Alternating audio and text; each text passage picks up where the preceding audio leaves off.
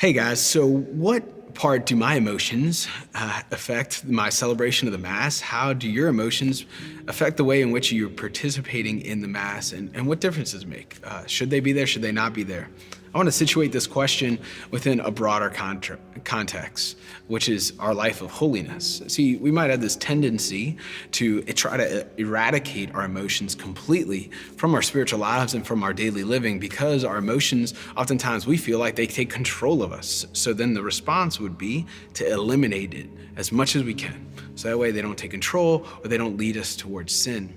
The other tendency could be to reach absolute emotional stability and perfection through some kind of like self-help. I think this is a really common thing, which is a different topic for our Catholic spiritualities. But this idea that once I reach emotional peace, then maybe I've reached peace with God or happiness or living the life of holiness. I want to suggest that for us, it's about having an integrated, ordered, human person.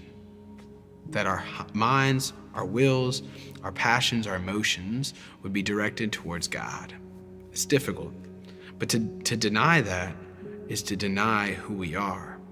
I think one of the ways in which I've experienced this transformation of understanding is through my devotion to the Sacred Heart. Pius XII, in his encyclical on devotion to the Sacred Heart, he states that because of the hypostatic union, Jesus Christ, the divine person, is fully God, fully man, full divine nature, full human nature. And inside of his human nature, he has passions, human passions. He has human emotions. And those are good and perfect in Jesus Christ.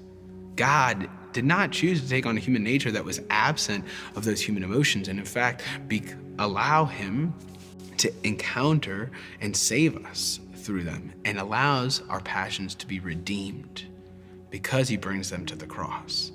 So it's not the elimination of our passions that is the key to our spiritual lives. And it's not the elimination of our passions as we walk into the church to offer worship to God. See, that can be the tendency, is that in hopes of offering the very best of what we can to the Lord, we think we got to get rid of these emotions because they haven't been helpful to us in our spiritual lives, and that I can just offer to God the heightened intellect that I can have at that moment.